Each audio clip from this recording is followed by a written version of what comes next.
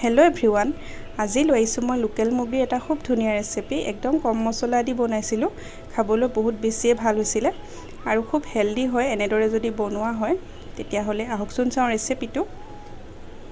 তাৰ বাবে মই 600 গ্ৰাম লোকেল মুৰ্গী লৈছোঁ। এতিয়া এইখিনি মই মেৰিনেট কৰিছোঁ। তাৰ বাবে ইয়াত সোৱাদমতে নিমখ দিছোঁ, লগতে হালধিটো এড কৰিছোঁ। তাৰপিছত দিছোঁ অকণমান কেঁচা মিঠাতেল। এতিয়া গোটেইখিনি মই ভালদৰে সানি দিছোঁ হাতেৰে।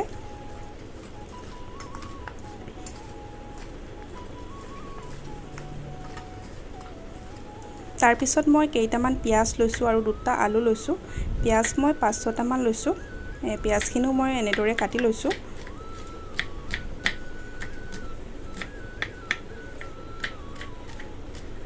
এতিয়া ৰেডি কৰি লৈছোঁ মছলাটো। তাৰ বাবে লৈছোঁ আদা নহৰু অলপমান, লগতে গোটা জিৰা, গোটা জালুক আৰু 2টা শুকান জলকীয়া লৈছোঁ। এটাতকৈ অকণমান বেছি পিঁয়াজ দিছোঁ, অকণমান পানী দিছোঁ। এতিয়া গোটেইখিনি মই ধুনীয়াকৈ এটা পেষ্ট বনাই লৈছোঁ।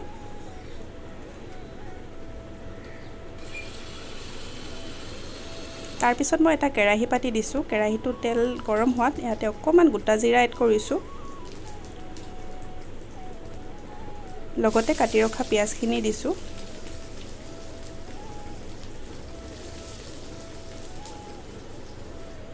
দুখিলামান তেজপাত দিছোঁ আৰু এইখিনি মই এতিয়া লৰাই লৰাই ভাজি লৈছোঁ।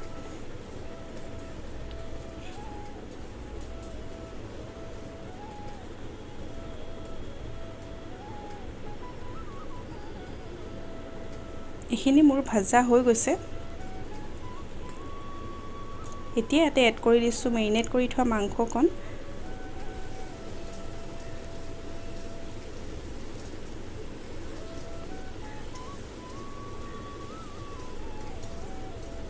লগতে এড কৰি দিছোঁ 2টা আলু আৰু পিচি ৰখা মছলাখিনি এতিয়া মই ইয়াতে দি দিছোঁ। আৰু ইয়াতে মই গুড়া আৰু একো মছলাই ব্যৱহাৰ নকৰোঁ, একদম চিম্পুলকৈ বনাইছোঁ। বেছি তেনেকুৱা মছলাও ব্যৱহাৰ কৰা নাই। আৰু গৰমত এনেদৰেই খাব লাগে। বেছি মছলা খালে গৰমত বেয়া, সেইটো কাৰণে অকণমান চিম্পুলকৈ বনাই খাব লাগে। আৰু এই ৰেচিপিটো খুব হেল্ডি হয়। আৰু গোটেইখিনি মই ভালদৰে মিলাই দিছোঁ। এতিয়া মই 10 মিনিটৰ কাৰণে ঢাকনখন লগাই দিছোঁ, জুইটো মিডিয়াম কৰি। 10 মিনিটৰ পাছত দেখাইছোঁ। গোটেইখিনি এবাৰ ভালদৰে লৰাই দিছোঁ।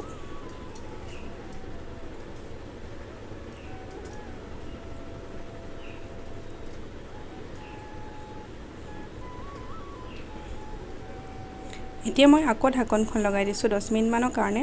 জুইটো মিডিয়াম কৰাই আছে, মাজে মাজে লৰাই থাকিব, নহ'লে তলত লাগি যাব পাৰে। 10 মিনিটৰ পাছত দেখাইছোঁ।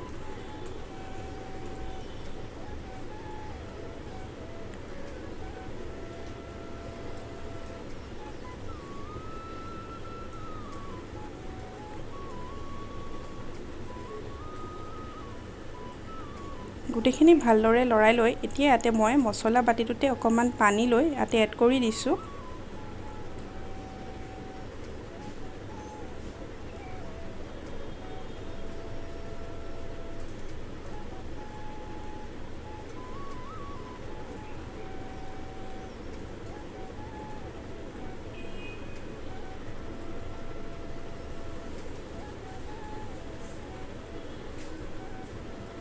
এতিয়া মই আকৌ ঢাকনখন লগাই দিছোঁ, জুইটো মিডিয়াম কৰি 5 মিনিটমানৰ কাৰণে।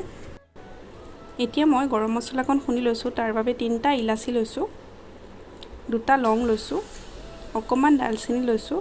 এইখিনি মই প্ৰথমে সেকি লৈছোঁ এটা কেৰাহীত। এতিয়া এইখিনি মই গুড়া কৰি লৈছোঁ। এইখিনি একদম লাষ্টত ব্যৱহাৰ কৰিম, সেইটো কাৰণে মই এতিয়া খুন্দি থৈছোঁ।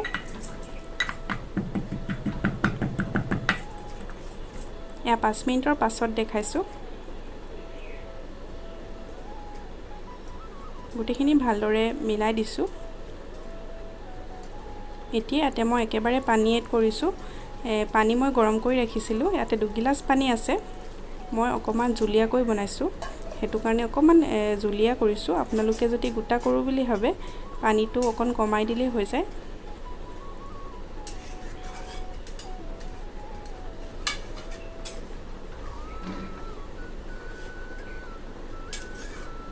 গোটেইখিনি ভালদৰে মিলাই লৈ আকৌ মই ঢাকনখন লগাই দিছোঁ 10 মিনিটমানৰ কাৰণে, জুইটো মিডিয়াম কৰি। এয়া 10 মিনিটৰ পাছত দেখাইছোঁ। গোটেইখিনি এবাৰ ভালদৰে মিলাই দিছোঁ।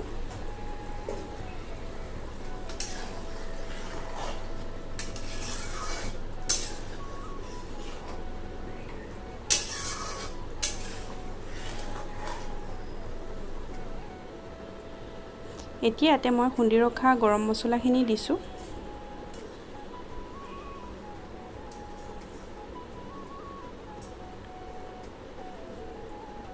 এতিয়া মই আকৌ 2-3 মিনিটমান ঢাকনখন লগাই দিছোঁ। 2-3 মিনিটৰ পাছত এয়া আমাৰ মাংসৰ জোলকণ ৰেডি হৈ গৈছে। একদম কম মছলাৰে বনোৱা এটা ৰেচিপি, গৰমত খুবেই ভাল হয় এনেদৰে খাবলৈ আৰু খুব হেলদিও হয়।